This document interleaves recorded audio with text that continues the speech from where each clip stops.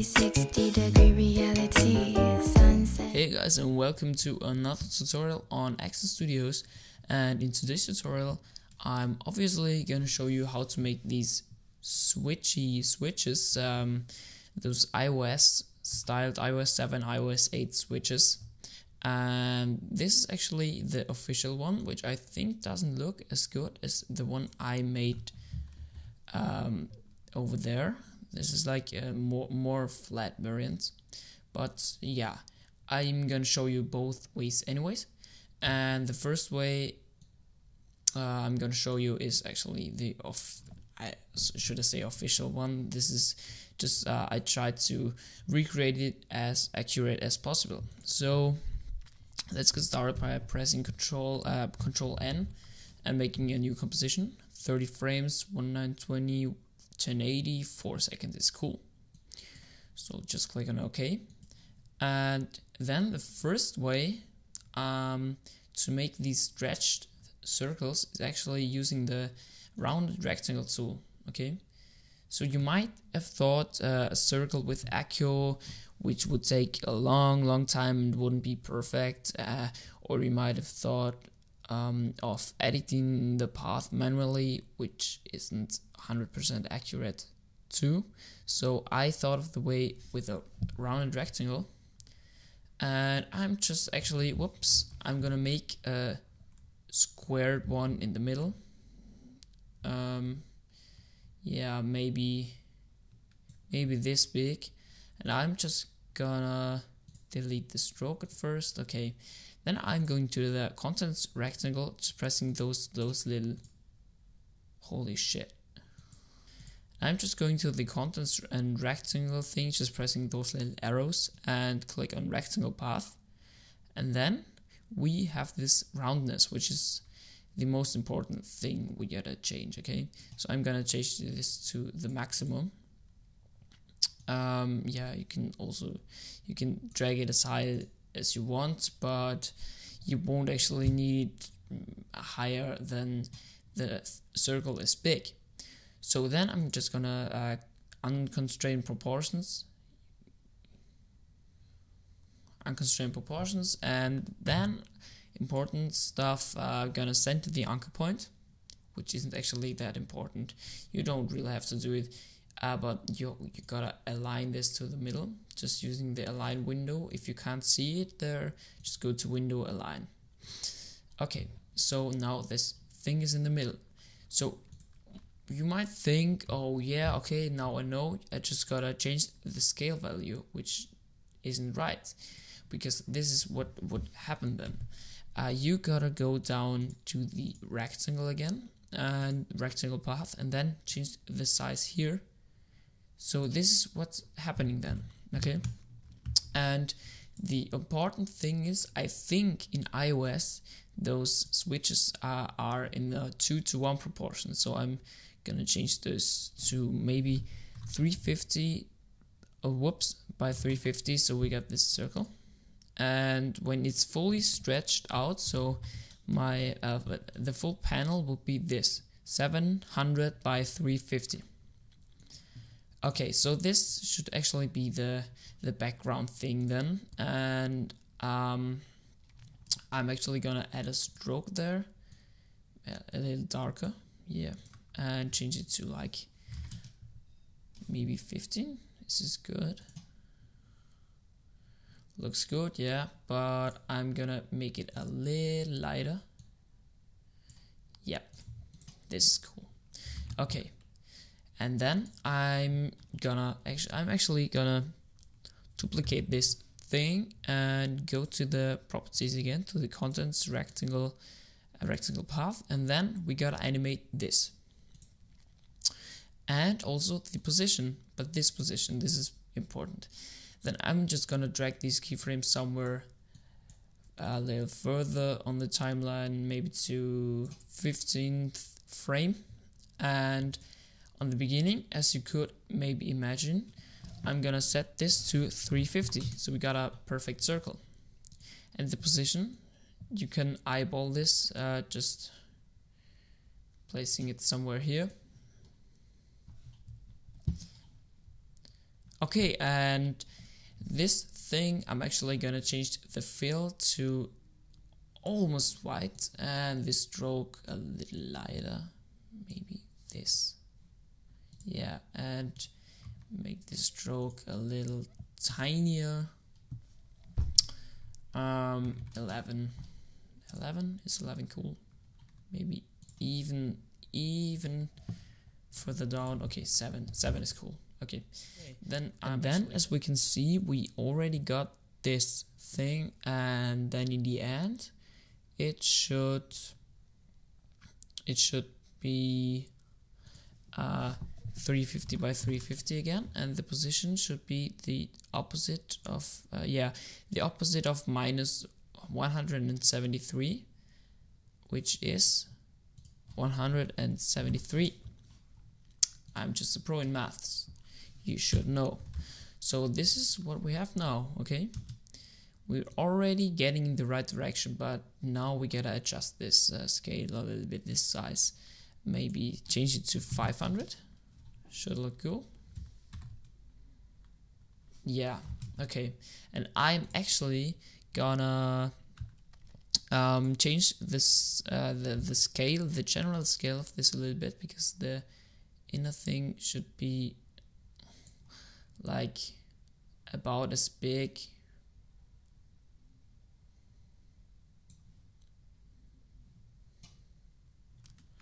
I'm maybe gonna change this to 105. Yeah, this looks good. Okay, so then let's get to the important thing in this animation. I'm gonna select all those keyframes, press F9, and then if you haven't really gotten into the graph editor before, I would suggest maybe watching some videos about the graph editor, because this is not too uncomplicated. But if you already know what it is, you will, just do what I'm doing now.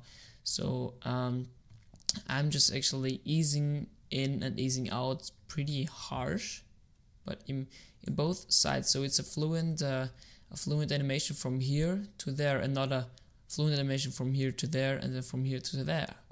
So what we need to get as a result is the two peaks should be at the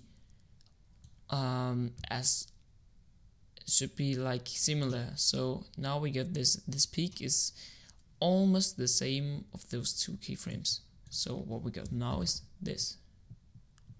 Yeah, I'm actually gonna change this even more. Whoops, the size. Oh yeah, I also need to do this size, so I'm gonna click the size, and then I'm gonna drag this a little further, then drag this all the way to the middle, and I would suggest pressing the snap thing. So if I wouldn't click it, this is what would happen. Boop, boop, boop. And this is not good. So I gotta click this.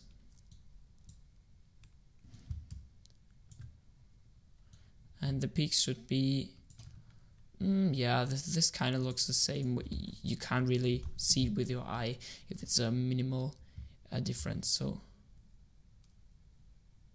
yeah, this looks cool already.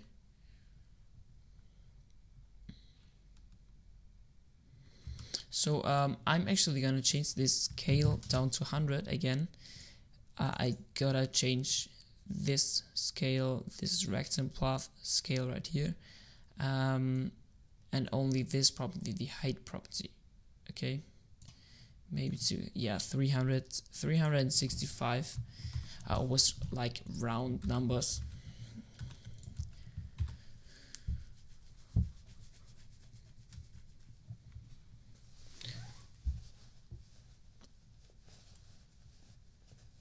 Okay, cool. And now we gotta animate this. Now we gotta animate the color, because as we saw, the color is changing from gray to green. So in order to do that, I'm actually gonna duplicate this layer and separate the stroke and the fill. So on the top layer there won't be a fill. I'm gonna click on this fill and then select none. And on the second one, there won't be the stroke. Okay, so now we can see we got the stroke and the fill separately. And what's actually gonna happen to the fill? It's gonna scale down because this is in the official iOS animation. It looks like that. Like as we can see here, this is scaling down and then revealing a green behind it. So I'm gonna go to the scale property and make a keyframe and go like to maybe 20 frames and scale this down to 0. So it looks like this. I'm actually gonna drag this to like 3 frames further, and I'm actually gonna activate the fill again. Yeah, I'm gonna activate the fill again and drag this layer down there on the bottom, and then what's gonna happen, this is gonna scale down and the fill of this layer is gonna be there. So I can already change this to the green we want, some green about there. Whoops, this green doesn't really look good, but I'll just let it as it is. So as we can see, this is scaling down and then reveals the green. We also need the stroke to change to green, so I'm gonna go down to the contents rectangle, stroke, and animate the stroke color by pressing the stopwatch and then change it to this green. So this is what it would look like now, and I am actually gonna change this scale keyframes. I'm gonna edit the graph editor a little bit, so I'm actually gonna use the motion version 2 tool because it's really handy and saves a lot of time. If I change this to like, let's say 100, it's gonna drag this first frame and the Bezier thing out really harsh to the maximum actually. So I'm gonna change this to maybe 60 and the last to 23 is cool. Okay, so let's see what this looks like now. Yeah, maybe drag this even. So what we don't want to reach is this, that it looks out from the other side of that circle. So this is this should be cool. Yeah, this already looks nice. At least I think it looks nice.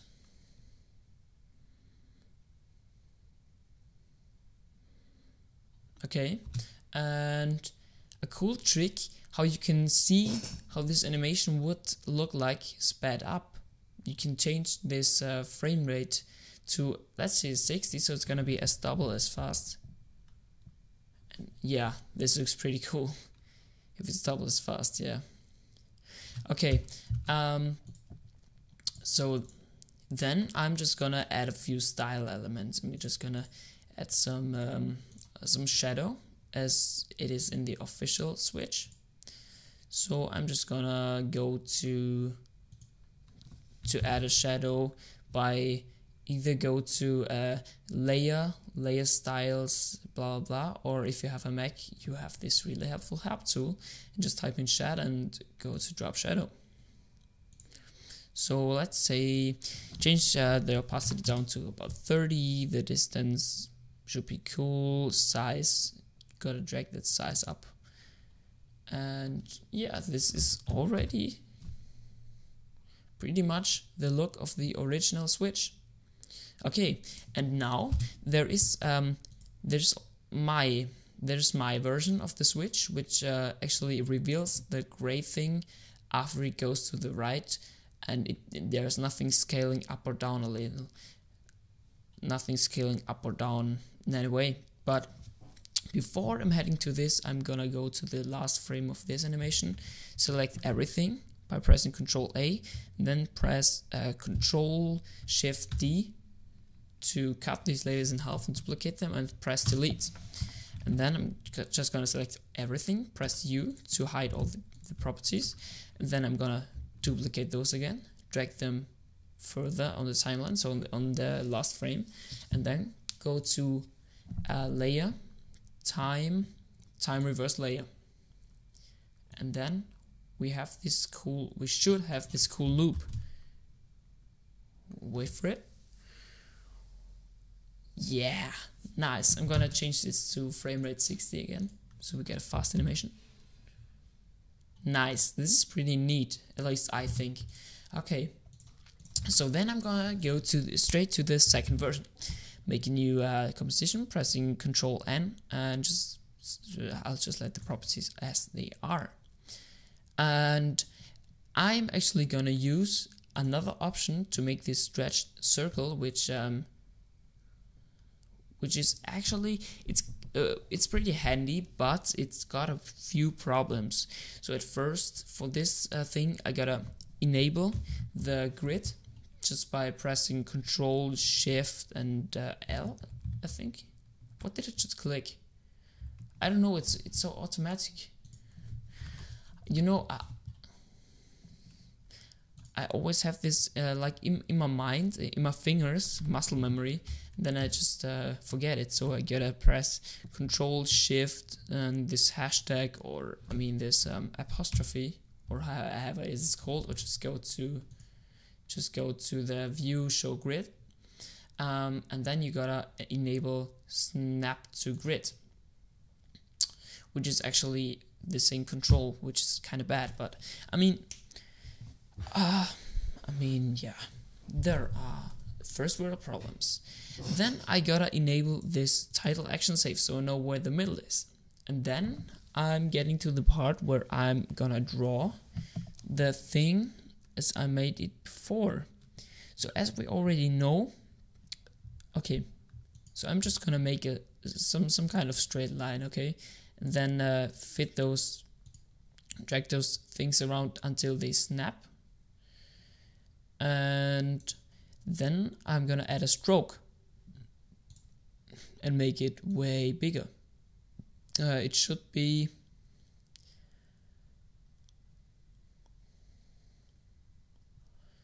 120, I think.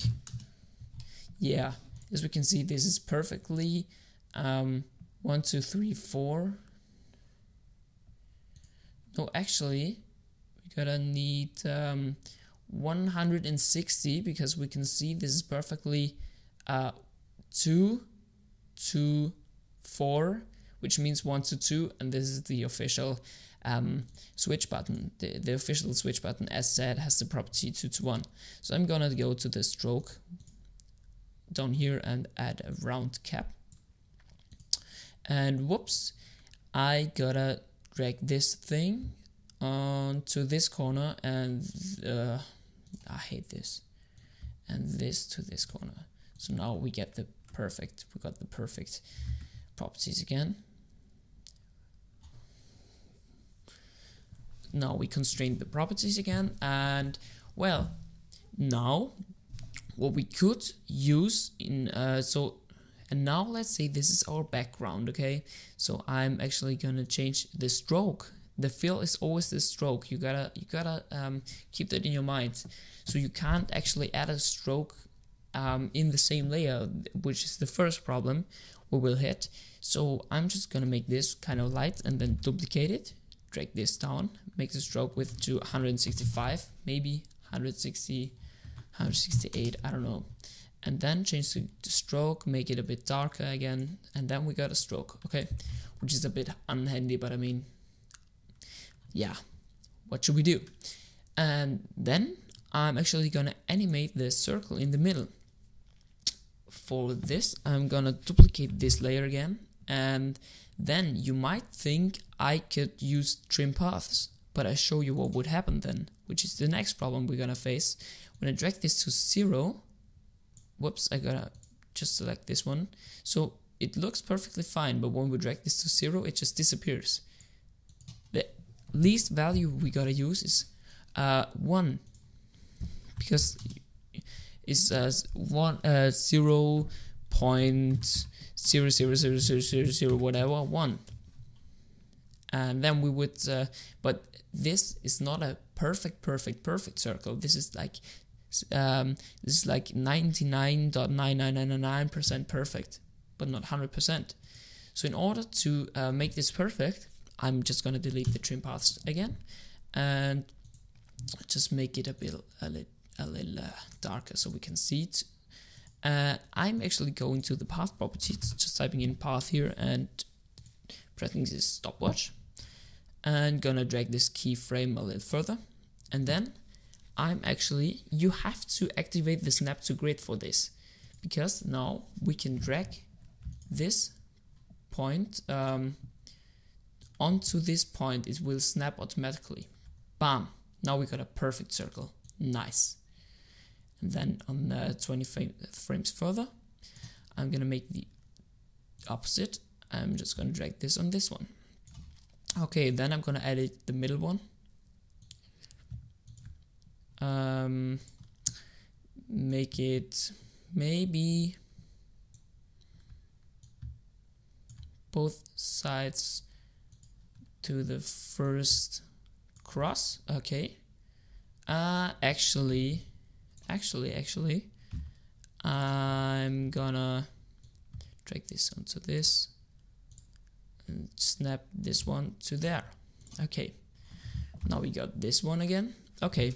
And then we gotta make the same thing as we did with our keyframes before. Just select these, press F9, go to the graph editor, and then drag those all the way to the middle until they get sharp and get a peak. Then drag those in a little, and they should be the same peak. Maybe drag this one down a little bit again. Yeah, should be cool. Okay, maybe make the peaks a little higher, so we got this snake animation. Whoa, this is way high, but I mean, let's try it out. Zoop, zoop. Looks cool too, yeah, definitely. Okay, and then I'm gonna make this effect where the green is gonna appear when this circle goes by. So I'm gonna duplicate this circle, press U, and go to this frame, and then I'm gonna drag this thing. Whoops! Press G just to get this pen tool, and drag this one out to this cross again, and then could go to the last frame, then drag it out to that cross again. And then I'm just gonna make this green, some kind of green, just maybe this green. Okay, and drag this down there. And as we can see, this is the effect we get now. And then I'm actually gonna duplicate this one again, drag this down there, and make it 165 stroke. And change this stroke to a little lighter gray. Then we have this, which is kind of ugly a switch, but you can edit as much as you want. And well, this is pretty much it. I'm gonna change this, yeah. So you could also make the same thing as I did before, just by selecting all, making this, selecting all, duplicating them, dragging them forward, and go to layer, time reverse layer. Then I'm gonna change the frame rate to 60 because it looks way better. Then we're gonna see this result. Okay. Of course, I think the colors and looks of this one look way shittier than on this one, because my tutorial is already so long, and this is just 2 ideas of a switch you can make. So I hope you liked it and it helped you, and I guess I'll see you in the next tutorial. Bye!